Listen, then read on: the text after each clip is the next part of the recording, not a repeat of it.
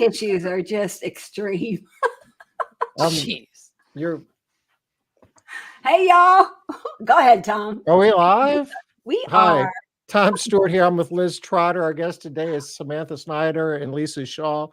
And this is Smart Business Moves. Oh my gosh. And some days are smarter than others, y'all. Some days. Yeah, I don't know. This is Business Moves, and we'll try to do something smart here before we're done. How about that? Oh gosh. Well, it's fun every week, Tom. So fun. Okay, so just have to say real quick, how many people out there are like, what? Samantha Snider? What? Because didn't she sell her business? I don't know. Do people even know that? Because I've been at several business events since I sold. They're probably confused. It probably is very confusing about what you're up to. I'm a serial entrepreneur, right? Real estate is kind of trash right now, and I've just realized I need to see results, and I know this playbook, so I'm back. Yeah. Yeah. She's back. And what are you doing, Sam? Go ahead. Fill us in. I sold in December 1st to a wonderful person who's doing fabulous work with the company we sold in the East Valley of it's the Phoenix East Valley market. So Queen Creek, Gilbert, Chandler, Mesa. And so I am launching in the Phoenix Scottsdale market. And yeah, we're just working on stuff this week. So getting everything legal and getting the ball rolling.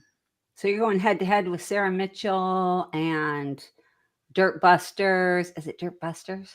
Yeah, Dirt Busters, Paul. Yeah. Dirt Busters and I don't know about head to head. There's 140,000 households in Scottsdale, 60,000 in Tempe, and Ahwatukee, which is an area of South Phoenix that I want to target. I don't want to do the whole area. I've never even heard of Ahwatukee. Ahwatukee is South Phoenix, just south of South Mountain. So they must not have a good casino there. They do, actually. Oh, they do. If they did, you would know about it. No, I know, right? Liz, it's just north. Actually, it's like 7 or 8 minutes north of the casino that you frequent there at Wild Horse Pass. So, but it's a good demographic. It's like a third over 120K income.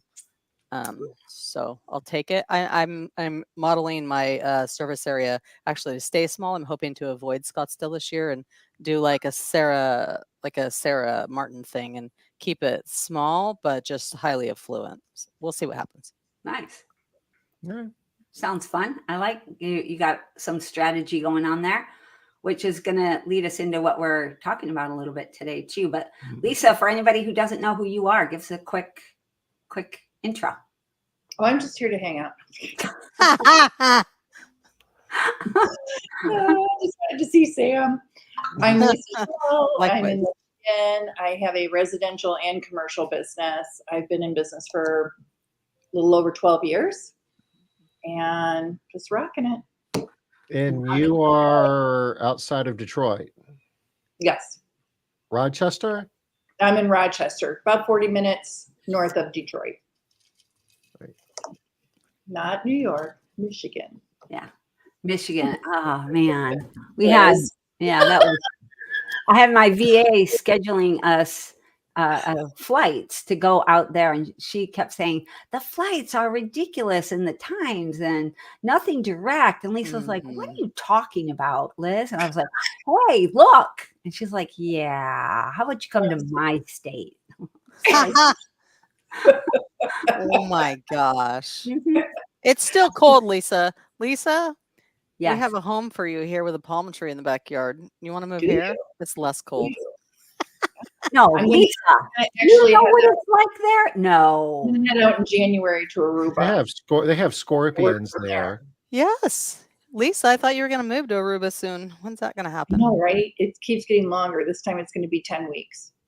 Good. Good for you. All right. I like where I'm staying. It's like just set up my desk next to the pool and perfect. It's rough. It did look really fun. And then you just have everybody come visit you in Aruba. Ooh. I do. I have several business owners coming to Aruba different times to work with me. Yeah. Nice. You want to come? I do.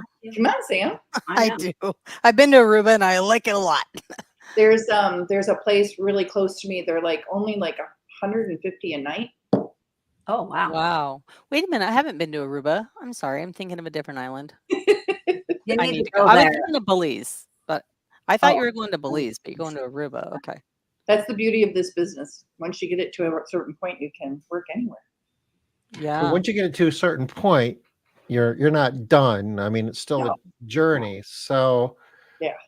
we've got, Sam and Lisa are both our guests today, and they're in different parts of the country, and businesses are in different stages, but they have one thing in common. They both have aspirations for some serious growth in 2025. And we're going to be talking about the commonalities between two companies and two different, completely different situations. But, what is it that we all share in common, all of our house cleaning businesses share, that we can benefit from in terms of a strategy for big growth in 2025? And I think it's interesting also that like Lisa is planning on having big growth. Most of us have heard multiple times that if you're checked out of your business, you're gone like that. Your company's not going to be able to grow. It's going to flatline, right? Mhm. But you're planning on big growth and being in Aruba. Yeah, Aruba. I'm like, Aruba. oh wait, now Yes. did Sam mess me up? No, it is Aruba for 10 Belize. weeks. So you're really thinking you're going to really have to do some smart business moves, obviously. Yes. Yes. Last year it didn't work out. I went to Aruba. I played a lot, had a really great time. And my business did okay, but it didn't grow. Mm. All So right. I've had to do some things this year to change that so that everybody's in growth modes. And when I leave, I will be in Aruba, but I have scheduled hours for work. Good. Work on my business. How are you doing? Just a little side note here, Lisa, since I was there, how are you doing with your time blocking? Oh, I love my time blocking. Good. All right. High five, Lisa. By my calendar. It is Good. fabulous. And Good I have for a sign on the door that, when it's closed, it's closed. Nice. Everything has to wait. For the benefit of all of our guests, what is time blocking, Lisa? Time blocking is a lifesaver. It's the best thing ever. So in time blocking, I will actually use my calendar is what I'm using. And I set my appointments for this is how much time I'm going to be spending on this project. And I block that time and I'm not allowed to be disturbed. I also don't go over that time or under that time limit. So if I set it for an hour, I'm working on that project for an hour. And then I have little alarms that go off so that my next time block, whatever that is, I'll take a little break and then start on the next item. It might be if I have to meet with my finance person, which is Zach, he does anything that has to do with money in the business. So I always meet with him every day because he has questions for me. So he's got like a 15-minute time block and he knows when it is. And that's when he asks me all of his questions. Oh, cool. And then I actually have a roll desk that will go from office to office so I can get my steps in because then I'll go and see my GM and she's got so much time with me. And then I'm back to my other project. Wow, that's awesome. So I'm proud of you, Lisa, because you didn't think that was going to fly. You didn't think you'd be able to keep people to that. I love it. And it's working. How about with Jessica? They're starting to time block. How about with Jessica? She was really resistant. She is still resistant. Huh. All right. Not a shock, right? Yeah. Yeah. But she knows what this means. During my time. Okay. Sorry. So she's getting better with it. All right. Yeah. Good. I'm going to get you one of these. You need one of these. So it's 1 hour. I gave her these. I don't have, that's what I have. Oh my gosh, they're awesome. They're awesome, right? That's cool. I use them all day long. Every meeting I'm in. I love them. They're fabulous. Wow. Yeah. And they're not as pretty as yours though, Sam. Well, let me see it again. Show yours again. So I have two. I think I got you two also, didn't I, Lisa? Oh my gosh. This is small, 1 through 10, and then these are like 15 through 16. Do they time and like a chime goes off? Yeah, or so whatever. So like if you want 15 minutes, you just top to the top and the alarm will go off in 15 minutes. I think that's pretty cool. And it has a little thing here that tells you how far into the 15 minutes are you. which is I wonder if you could program it to have sensors that when you get distracted with your ADT, it could chime, like bring you back to reality. Well, you could maybe, yeah, no, I don't know. Yeah. An electrical shock. That's what I need. Like when This is way too passive. It's Well, pretty because you though. don't see when the Yes, sand, you don't see when the sand runs out, and now you're late No. for wherever you're supposed to be. And what's nice about doing it on the Google Calendar and having alarms set is if you have to move something, you can move it. If you don't get something done, because I also do the tasks on the Google Calendar too now, so I can move those to the next day, but they don't disappear; they just move to the next day. Nice. If I have to go over on something, So but I'm getting Google things Calendar. done, which, you know, us business owners, we just fly all over the place and do what we want. I'm actually getting things done and accomplished. Like I have, like in the mornings I come in and it's called on my calendar morning muscle, and everybody has to leave me alone because that's when I do my emails. That's when I respond to all that kind of thing. Get all that stuff done. Good for you. And then later in the day, I have another 15 minutes where it's just emails and messages. So regardless of where your business is from a, a growth standpoint, getting stuff done is important, and getting the right stuff done. I guess that's where goals come into play. Oh, right. For sure. And accountability. Yeah.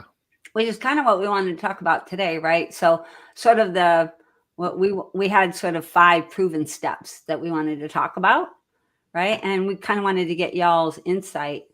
Hi, ladies. I'm use my timer block all the time. Hey, Linda. Oh, where are you? Linda. Comments. Lynn? Oh, there she is. Right My here. fellow cat I lover. think we got them first from you, Linda, right? Didn't you get them for us for an event? I think they're in our swag bags. That's cool. Time blocks. The little timer blocks. Mm-hmm. Yeah. I assigned somebody else to figure out how to use it and then show me how to use it. I thought these ones were easy enough for even me to figure out. Yeah, in a swag bag. That's what I thought, Linda. Well, the first step was to put a battery in it. Did they come with batteries? I hope. No. No. All right. Sorry about that. It's not working. Sorry. All right. So what was our first step, Tom? Step 1 was you're trying to talk about was If we don't know where we're going, we don't know how to get there, or even if we are there or not. So that really gets down into goals, right? Regardless of how big your business is, how old your business is, we need goals. Mm-hmm. So what does that look like for Sam, just basically starting out, even though she's been here and done this a few times, so she probably knows this like the back of her hand, versus Lisa, who's been at this for a dozen years and is going to be spending 10 weeks in Aruba here pretty soon. I'm not. That's the difference. I'm not going to be in a room. So, but you are going to set goals, right, Sam? Absolutely. Yeah. So, my intention is every time I start another cleaning business, my intention shut up. Every time. Well, last time I sold this is like, you'll be back. Give it a few months. I did. And I'm like, shut up. I told her that. You want to scale faster and better. And so it's a fun challenge. And that's not going to happen without things being very organized, documented, time blocked, and accountability. Because without accountability, I'll stall because I'll procrastinate certain things I don't want to do, or I won't problem solve the hard things. Right now, you're brand new. You don't even have a name yet, right? I do have a name. It's not legal yet, but it will be in about a day. Are you sharing it? You Sure. can't share it yet. Well, I probably shouldn't. Yeah. Yeah, probably not. It's nothing exciting. Like, oh, I'm stealing that. Yeah. Nothing exciting. Everything's taken. Ask Trisha, I'm quick on stealing those things. So So is she. She's terrible. Exactly. She finds out about somebody's name. Got it. It's mine. The name's a name. All that matters is the revenue. Sorry. That's Tom's language there. So, like, what are some goals that you're setting early on, Sam? Well, I'm going to be joining a group to help me get the structure. And not that I can't do the structure. Like, I know the systems. I know thanks, Dawn. Dawn's been supporting me the last month on my emotional trip back Yeah. And actually, case in point, why Dawn pops on here, like, why are we in mastermind groups? So why do we surround ourselves with other people?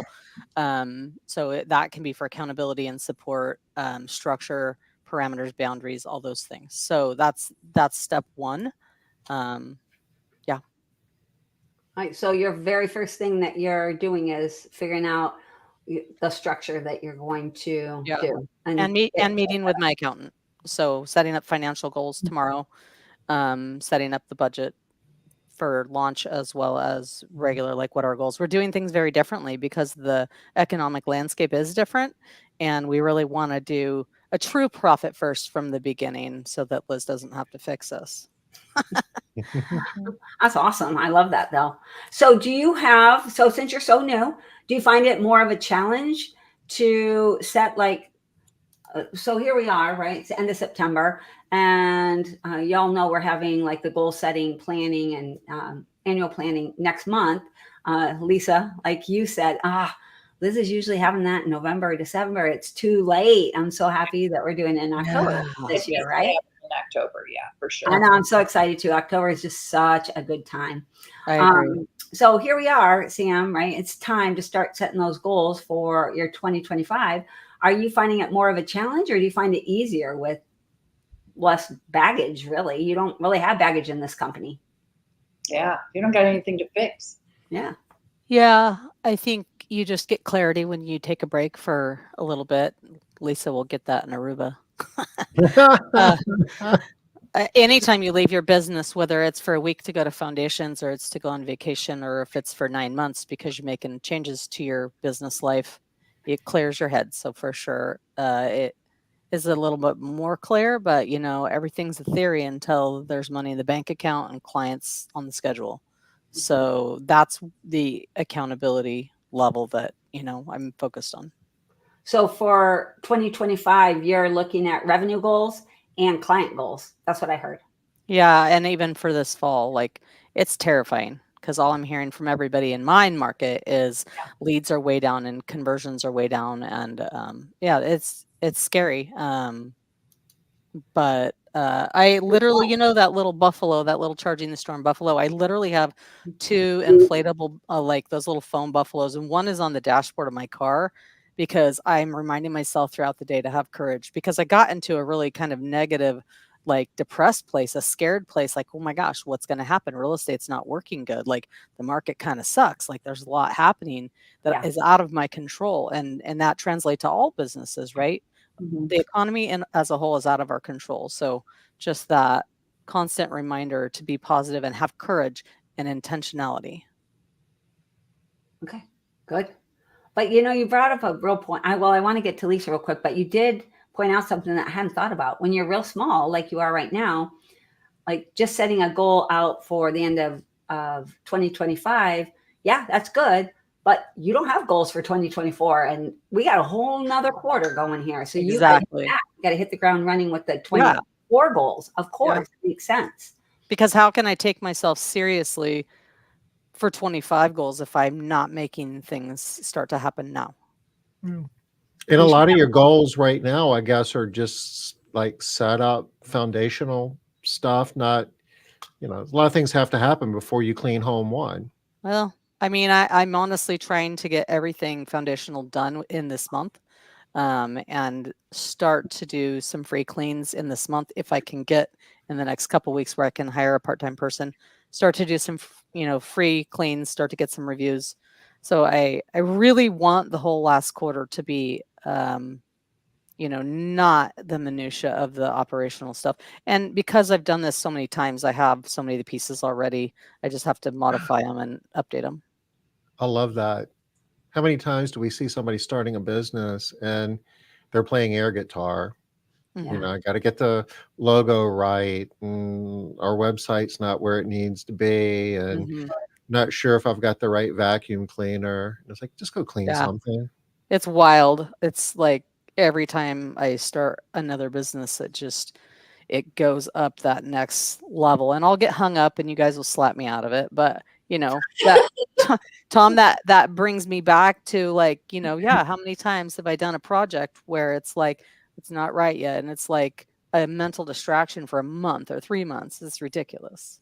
And I'm known for it.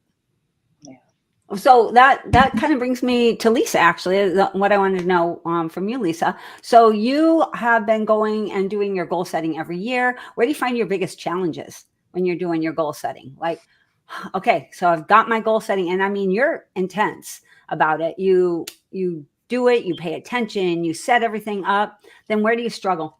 Because it's not a matter of, right, for everybody. We set our goals. We're like, okay, we got them all written down. It's the chatter. I have to spend less time listening to other people's issues and problems, and how like Sam, you're talking about all the leads being really down, and that's what everybody's saying, right? Those are the kinds of things I need to ignore. I need to not listen to it because it scares me. Mm-hmm. And then I get in that rut, and it's like, no, just plow forward. Like right now, leads for me are phenomenal. Oh my gosh, that's awesome. It's bull. I mean, I can't take all these people. Just awesome. Yes, you can. What? Yes, you can. What?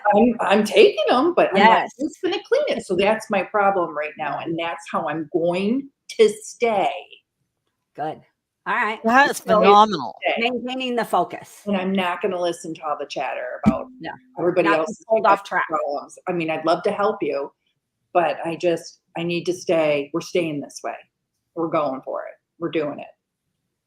Oh my God. I can't even tell you how much I love that. I could give 20 different books that I'm constantly recommending to people, because that is so hard, right? It's so hard. So I'm like, here, have you read the one thing? Let's do that. Have you read the book called The Vampire Suckers? I haven't read that. Yeah, I think that's the name of it, The Vampire Suckers. It's all the vampires around that are sucking your energy and keeping you from focusing on going forward. Yeah. Lots of them are digital. They're in your email box. I've been unsubscribing from everything. Yes, they're vampire suckers. Another good one. Okay. So that's your biggest, your biggest challenge is staying focused, setting the goals, staying focused. Stay in a circle group, stay going forward. Okay, good.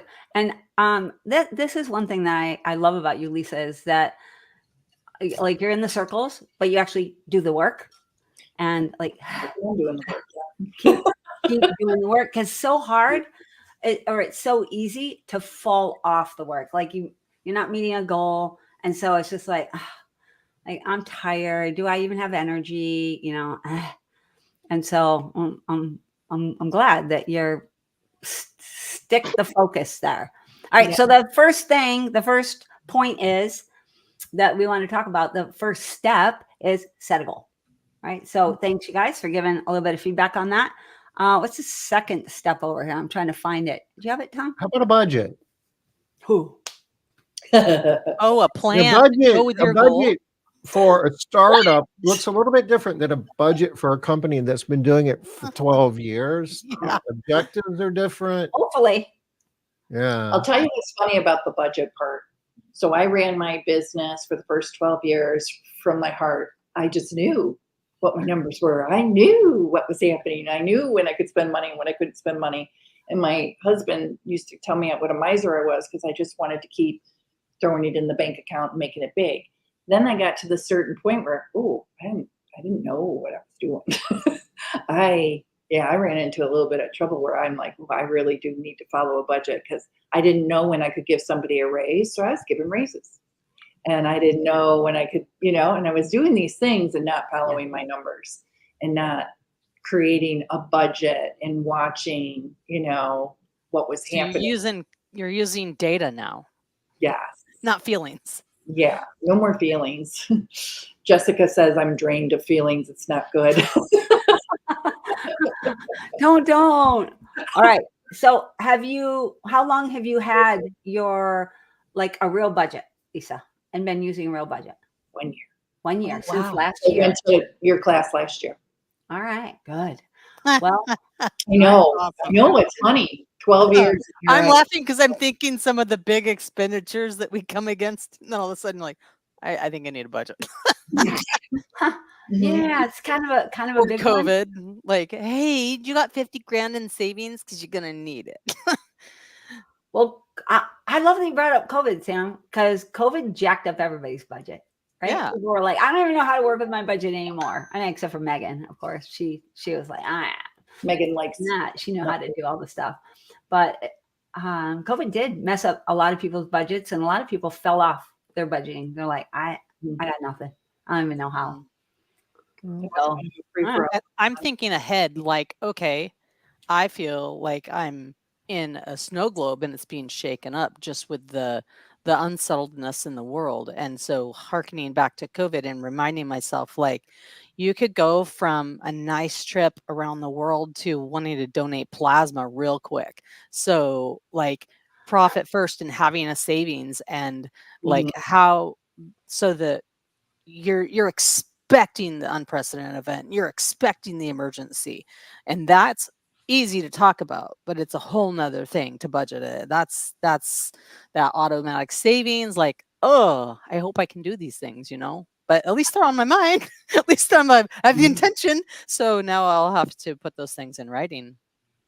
But we've been through a lot, and a lot of this is just a concept until you've experienced it, and that's a whole lot more real. So, starting a new business,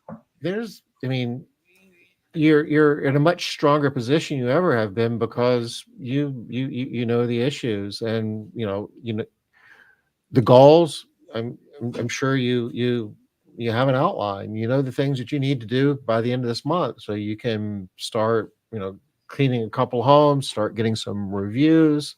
Same on the budget standpoint.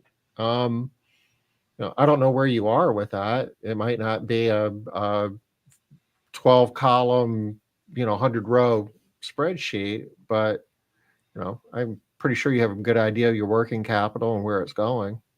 Yeah, we're gonna fine tune that tomorrow afternoon with the accountant. Nice. So for those of you that are like newer businesses and you're thinking, I don't really have to have a budget, right?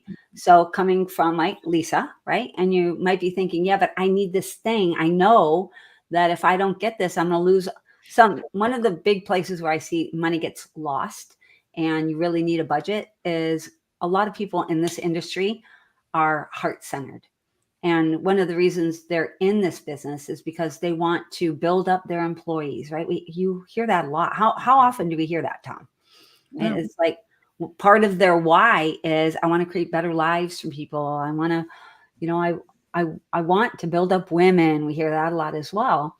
And so they don't have a budget because, if I don't do this, I'm not going to be able to help these people. I need to be able to help all the people. But if you don't have a budget, you're only going to be able to help this many people because you're not going to grow your business enough to have enough money to be able to help this many people.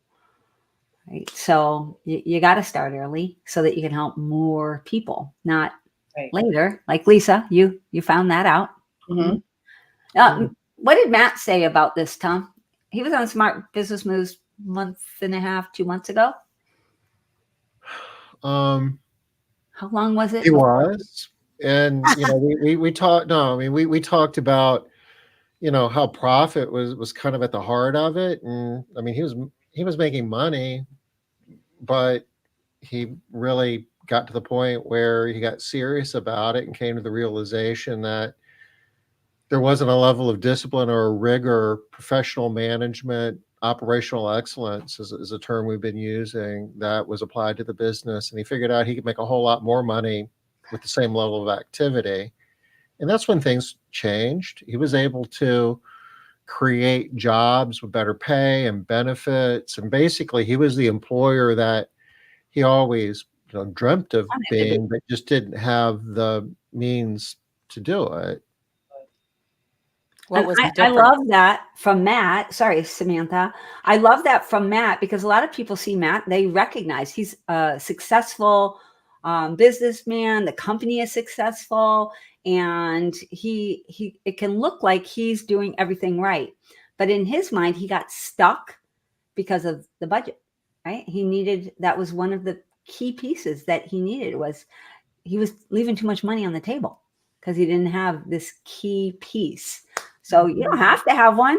You don't. You can just keep going along, right, Lisa? 11 years going along. Yeah. But you're going to have more money in the bank if you have a budget. And there's more than one way to approach this whole budgeting thing too. I guess the classical approach of, for the next 12 months, we're going to forecast out, what our revenue is going to be. And we've got a chart of accounts that's got like 100 items in it. And we're going to figure out how much we're going to be spending in every one of those little boxes for the next 12 months. That's not a bad exercise to go through. But then life happens, stuff happens, and then, whatever your plan is, your plan's going to change every day. And some of those numbers are a lot more important than others, and some of them aren't worth fretting over very much, and others you need to watch on a daily basis. And that's really where the art of this comes in. But it all starts with the numbers. Be it you want to give somebody a raise, or you want to, do something, with a bonus, or, buy something, or do advertising, or give a discount to a customer. All of that, you really need to have a framework to understand, is this really the best use of time and treasure? So you are really leading us really easily into step number 3, which is forecasting.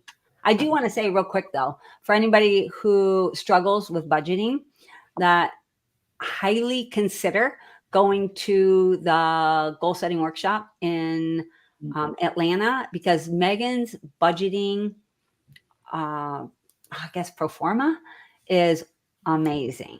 It makes budgeting, I say it makes budgeting a lot more fun. And most people don't think of budgeting as being fun at all. But the way she has it built out, it's you think going to Aruba for 10 weeks is fun? You should do budgeting with Megan Likes. That's fun. If you do budgeting with Megan Likes, you might be in Aruba for 10 weeks. Right? Oh boy. Where the rubber meets the road. Last year she blew me away at the budget class. Yeah, that budget class, right? And this year's even better. Like, you need to do this. And I would have never seen that until she pointed it out. And I was like, oh my God. Oh, game changer. So I'm working on that thing and it's working. Yeah. Good job, Lisa. No, you are really, so you are also really, I would say in the last 3 years, really turning into a different operator. You work on your business more like it's a business instead of something that you do with your days. Yeah. Right? Back in the day, I would say that, yes, that is how I've changed. I see that now. And to a much deeper degree. It's not just stuff that you do. It's like you approach your company now as if it is a business that you're trying to grow. Yes.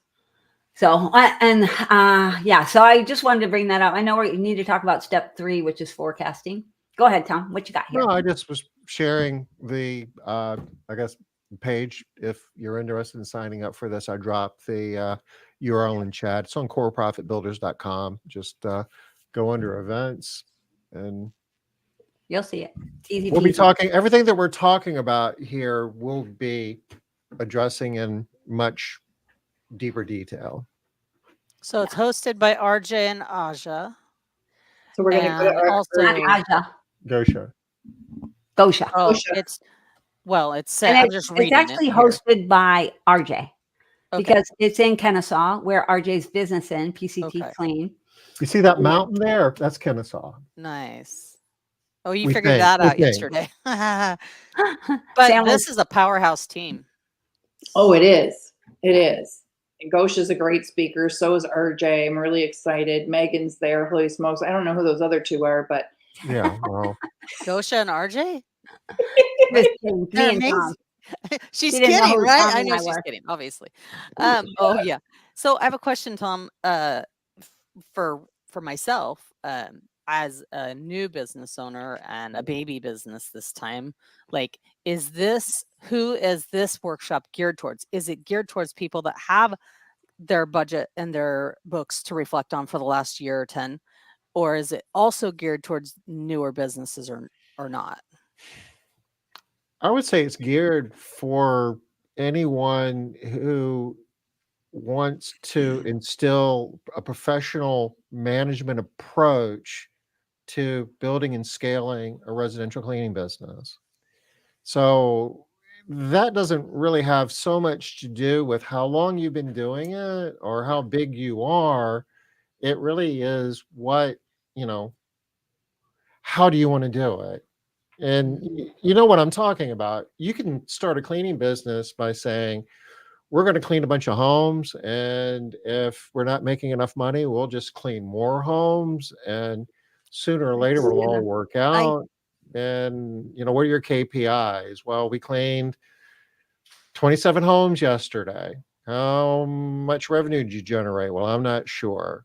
And, you just got to drill down more and more in terms of what is your cost of goods sold and your operating expenses? And do you really have a forecast for what this is going to look like 3 months from now? And what do you need to be doing today to make that happen? Do you have a budget to make it happen? How does this figure into your strategic plan? Do you have all the mechanics in place to create the accountability to make that happen? I mean, it's professional management, and you can do that any size. It's more of a the criteria is more about the CEO of the company than it is anything else. Similar to what I just said to Lisa, right? Before, like 3 years ago, she was just busy having fun, doing whatever. She a lot of times traveling for fun only, right? Even though should have been maybe some work time and doing just kind of living, right? And this is kind of what she was doing for a job. But now she's getting serious about business, and she's actually building her company, building her business, building her company, not just about doing this thing, not just cleaning some houses and we got money at the end of the month. Great. Not that. So Sam, that is you. That's all the people that want to get serious about their business. I'm right? excited. Yeah. Like really, I mean, Set things up that's and how I then have see other it. people interact around them and help you fine tune it, and also that accountability piece, because when you plan at a high level with others in the room to help you catch some of the possible traps, see them ahead of time, that sort of thing. But then you've established that, and then to go back later, whether it's a month or 6 months or whatever it is, and check in and see how we're doing. Like it's a good baseline to do that with others. I like this class because you're in business and you don't have a budget necessarily, or you kind of have a budget. You're just a dog chasing his tail, trying to figure it out and trying to get it to all work. Where if you actually go at it as a business strategically, and really focus down on doing it right and creating a budget and forecast and a goal sheet and watching all of those numbers, it's going to grow. You're not going to chase your tail no more. The other thing that's really, we'll answer your question here too, TC. The other thing I think that is really amazing about an event like this, and I'm not just saying you have to come to this event only, but a workshop for this is you actually are doing the work. You're not sitting in a chair learning about it, going, yeah, that's true. Okay, yep, I'm going to do that. Yep. Okay, I need to do this. I need to do this. I need to do this. Because we've all been to those events too, where you sit and I've got my Remarkable and I'm taking all the notes about all the stuff I'm going to do. Okay, I got it. I'm doing that. I'm doing that. I'm doing that. At this event, bring your computer, because guess what? You're building a budget. Guess what? You're setting the goals there. Guess what? You're doing some forecasting, which leads us to step number 3. But before we hit step 3, Tom, and you're going to talk about forecasting, where do you keep your budget? Anybody? Question. Sure. Oh, Patricia's question. Yeah. So where do you keep a budget? Do you have software? What do you use? So first, I'm going to tell you, you can build a budget easily if you have QuickBooks. If you're already using QuickBooks, you can just build it in QuickBooks. It'll build it out for you in, I don't know, seconds. QuickBooks, well, for starters, regardless of where you want to go with it, it will take your actuals from last year and create a budget for the upcoming year. So at least you've got a starting point. You can then export that into a spreadsheet if you want to modify it that way. Liz, in Circles, do you have any proprietary tools that use from a budgeting standpoint? Yeah, we have our profit maximizer.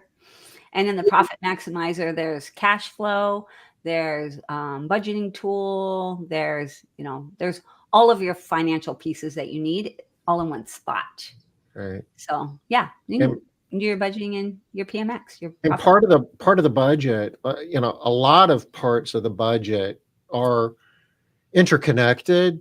Yeah. Your direct labor is going to grow along with your revenue, for instance. So you need to make sure, if you take last year's numbers and you say that you're going to grow revenue X% per month, that you're taking that account on your direct labor side. There are a lot of tools that we have in Made Central that help with that. We've got your core KPIs, which interconnect a lot of the metrics in the business that translates into numbers that would show up in your budget. And we have some tools in toolbox.madecentral.com. We've got the forecasting tool, which we're going to be launching a new and improved version of that when we're in Atlanta here in a month or so. That's going to have some pretty neat functionality I'm excited about. But for starters, I would say QuickBooks, but then use the other tools to make sure when you're casting going forward, the ratios make sense, and you can create a budget where you're generating more revenue and lowering your payroll to revenue at the same time. To me, having everything interconnected makes a huge difference. So you can see how the things are impacted by all the other things. What you got, Sam? The mechanism, the technology, the platform for the budget, while it's helpful to have cool tools, is less important than the accountability for the budget. And in my last business that I just sold, I met every single week with the budget accountant for an hour, and we had that accountability there. That's it. It's one thing to put it on paper as a theory, but it's a whole other thing to have somebody else looking at it and asking you questions that you have to answer. So we're doing that again. That's why we start tomorrow. Yay. And it is really easy to set up your budget and then be like, okay, good. I got my budget. Yeah. 6 months down the line, you're like, wow, where's my money? Well, what did my budget say? Where is that thing? Don't do that, y'all. Yeah. Every Tuesday, Sam, we look at the numbers and we go over what we spent the previous week, where it went, where it needs to go, what we need to do every Tuesday. That's awesome. It's part of my time blocking. Yeah, and part of your PMX meeting, right? Part of your profit maximizing meeting. Yeah. Make sure that you're looking at that stuff. All right, Tom, finally, we're going to let you talk about step 3, because here we are running out of time already. Step 3, forecasting.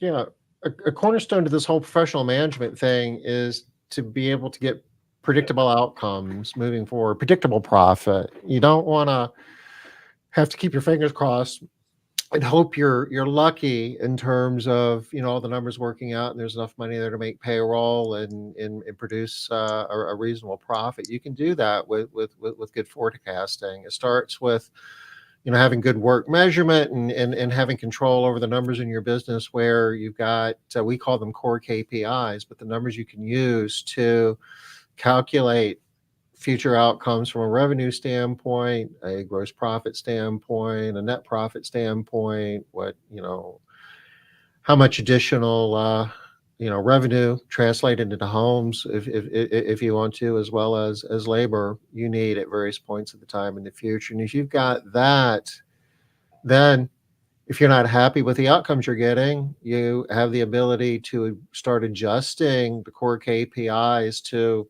create a picture of, well, this is the future that I really want to have. And you know what you need to be doing every day, week, month to drive what we call the green numbers up and the red numbers down to get the future that you want. There's another tool for forecasting as well, y'all. And you've probably heard of it. You've probably even done it. And you might not think of it as a forecasting tool. But what about your SWOT analysis? Right? It's also part of your forecasting. You're figuring out what's actually feasible. Where do we potentially have some opportunities out there? You know, what's out there in the landscape? You know, your strengths and your weaknesses are inside your company, but your opportunities and your threats are outside your company. And those are places where you can see what's going out there in the world. What other bigger things might I have? So that really drives your strategy. That's kind of the cornerstone of that. So you can have your red numbers and your green numbers. You can plug them into the model. You can see what things look like in the months ahead. If you don't like that, you say, I'm going to improve, sales by 7% and lower my payroll percent of revenue by 2% and my customer attrition by 3%. And bam, I love that. And you know all the things that you need to be doing every day to make that happen. But sometimes you're doing all of those things, you're still not getting the results that you're looking for. You need to step back. It's like, is my strategy where it needs to be? Is there competitive forces in my local market? Is there an easier path forward to get the results that I'm looking for? So the forecasting piece. Go ahead, Lisa. What were you saying? I said Dosha's going to be teaching SWOT analysis at the class, right? We'll all be doing SWOT together. Okay.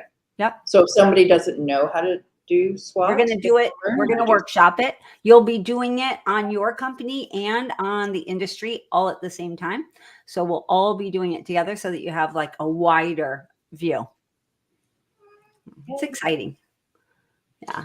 They're hard. I mean, if you're truly trying to really dig in and be critical, they're hard, but that's why it's good that we're having help, because if I sit here and do it myself, I'm going to try. Like, I'm going to try to do a mini one before I meet with my accountant tomorrow afternoon. But will I get the traction? Like, I'm going to do better when I'm with other people that are smart, that have the ability to help me, who's not as a creative of a thinker, to really dig deeper. And see other perspectives, right? Yes. Like I'm not going to see things out there in the world that Tom is going to see. Our brains do not work the same, right? Tom sees stuff and I'm like, oh my gosh, how did he even think of that? How did he even notice that? That's amazing. But I wouldn't be able to get that on my own. I just wouldn't. So filling the blind spots, doing this as a group, we can help fill the blind spots that could potentially take us out if we're not watching them.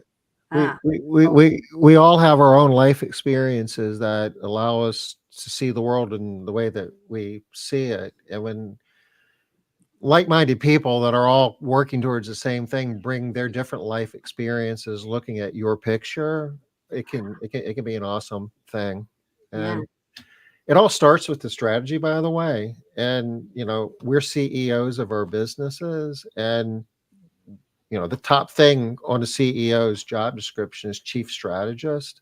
There's a lot of things you can delegate in your business, but strategy isn't one of them. Honest to goodness, if we as the CEO of the business don't own that, it just flat out doesn't happen. You can get out of bed every day and just do what you're used to doing. What am I saying? There's so much value to be added on the strategy side. It all starts there. Same thing. It's all the same thing. If you want to be serious about your business, you have to be trying to build an operationally sound business. And one of the foundational elements is that strategy, right? Not just thinking it in your head. You got to create that strategic plan. You have to go deeper, which kind of leads us to step 4, which is your annual plan. We've kind of got, we've talked about, strategy and some numbers and a forecast. It's time to get to work. You got to execute. You got to do this now. Yeah. So y'all know this from being in circles. Samantha, you've been in circles too in the past. And this is so hard. We force you guys to decide what you're going to work on all year. Right? And people, they hate it. Oh my gosh, they hate it so much. It's so hard. Like, I just want to tell you what I'm going to work on next week. You can do that, but that's just working. That's just doing the things that are popping up for you. That's just what's urgent is popping up. It's not working on the right things at the right time. Those things are well thought out. We don't make you obviously figure out every single detail of what you're going to be doing, but what's your strategy going to be over the course of the year? Let's create that plan of action. And action is that key word. Tom really loves the word execution, right? Although it always makes me think of a noose. So, Let's the old joke. How do you feel about the execution of your team? I'm in favor of it. Especially the ones I don't like, right? No. But really, how often does the rubber not meet the road here? You got the plan. You got everything's great. I got a budget. I did my forecasting. I've got my goals set up. Sounds like Sarah's booking a trip.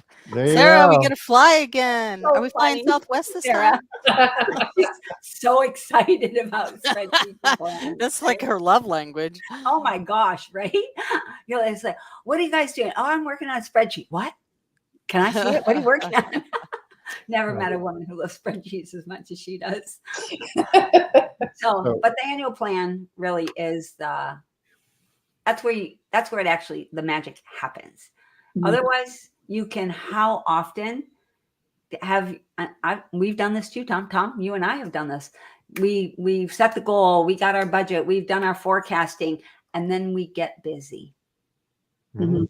And then later we're like, times we even have a plan, but many times we have a plan. Well, we always do. We have always had a plan. There's no accountability though. Step 5. That's the best one. That's really, you brought really it up multiple times. That's the glue that holds it all together. Yeah. If you have a good plan and 5, have accountability, but you have to know what you want in order to start any of this.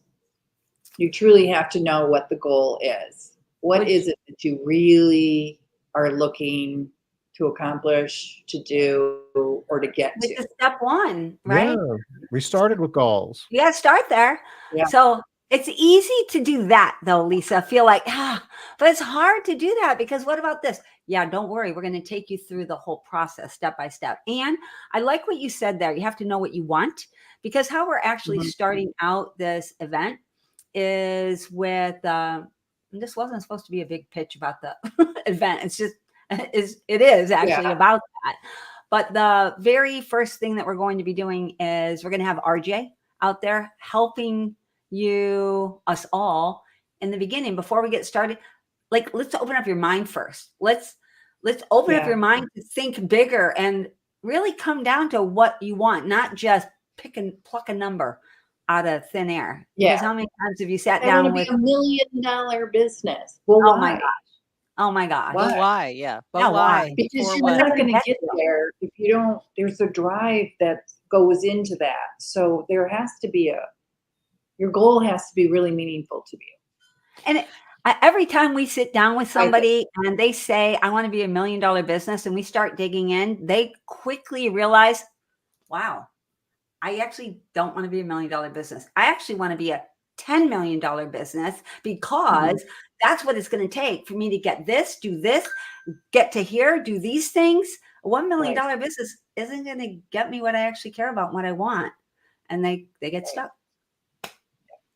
Yeah, so that's what we're doing first off, Lisa. Okay. We'll have RJ walking us through that, which I'm excited about, because the reason why I like RJ doing this is he's very inspirational and he's also motivational. We love RJ. Yeah, but that's not enough.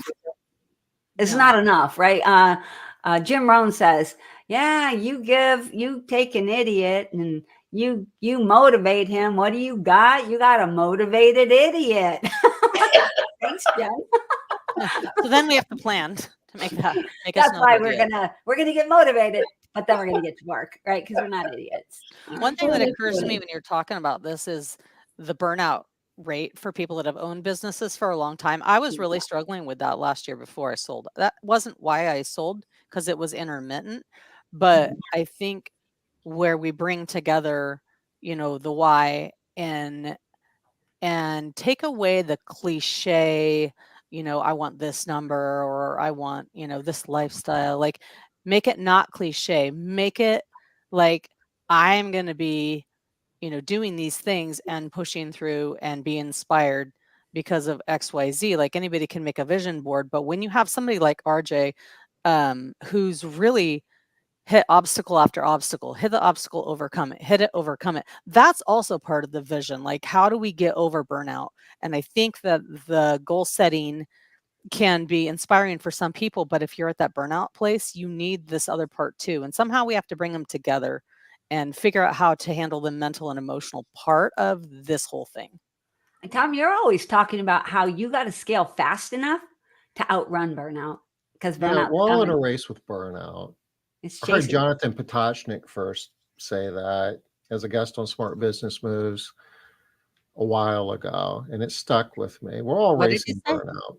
Racing We're all in burnout. a race with burnout. Ooh, We've I got to like get our that. business, successful to the point where it's working before we burn out. It's so good, right? Yeah. Right, because it's trying to catch you all the time, and when it catches you, oh man, burnout is tough. You don't want to get caught. Yeah, action and progress help that. Yeah, we're at the top of the hour. We are. Liz, are we doing a free webinar tomorrow? Oh yeah, we haven't even mentioned that. Oh, criminy crickets. Yeah, Tom, we suck at this stuff. Yes, we're doing a free webinar tomorrow. Everybody get on there. If we just started on time, everything would be okay. But do you hear him, Lisa? I was in the principal's office, and it wasn't for me. I raced back as quickly as possible. Okay. Yeah. So it wasn't you. Liz, we're scheduled to do this tomorrow at 2:00 Eastern time, correct? 11 o'clock Pacific, 12 o'clock Mountain. So I just shared a link. Oh wow! It said 11 o'clock Eastern on the thing I got. Yeah, today. the day. This is all jacked out because it says 11 and it looks like it's all day. PM. Let me get that fixed right now.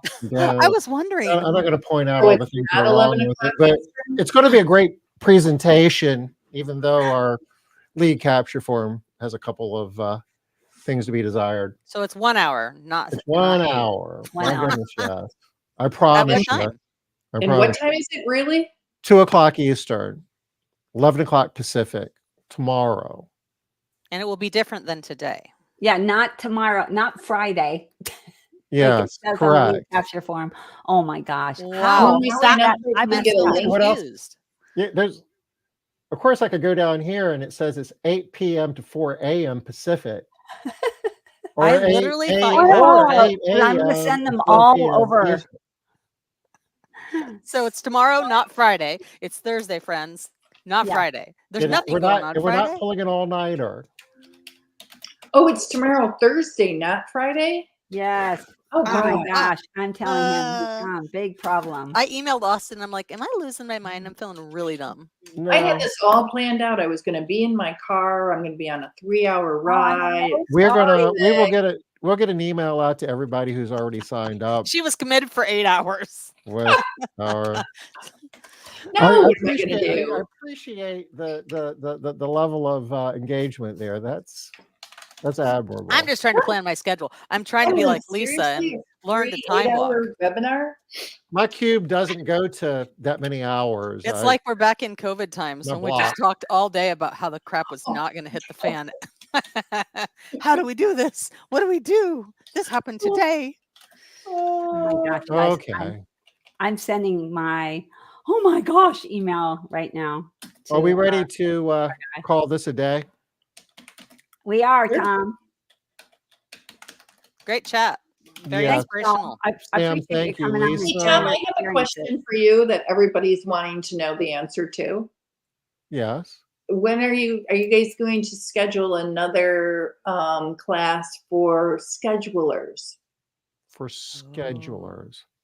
Stay tuned, there's a high likelihood that the Sounds like a question yes. will be yes. Okay. Sounds like a yes is coming. So the people in the waiting list will go into that next one. There's a waiting list, and Okay. it will be first come, first serve off of the waiting list. And if there's any extra capacity, then we will open it up. I don't have firsthand knowledge of all those details, but I know it's in the works. And if things all, as we often say, this is a plan, not a promise. But Can we pay extra money to move up the list? Oh my gosh. No, but he might like to and go you can, to it will give you access to the VIP bathroom. Okay. Is that specific to Made Central, or is that just scheduling in general? It's more Made Central. It's Okay. Made Central, yeah. Cool. So So Aja's going to be there is what I had just heard. That's what I just yeah, pretty much. Yeah, pretty much. Aja's running it. So we want to get that on the books and get it behind us before convention, which is coming up in the middle of November. See you guys there. Sounds good. We got to get out of here, y'all. I got an appointment. Thank you. Thank Good seeing you. Bye, y'all. Thanks, Bye-bye. Sam. Bye. Thanks, Lisa. No problem. My pleasure. Talk soon. Bye.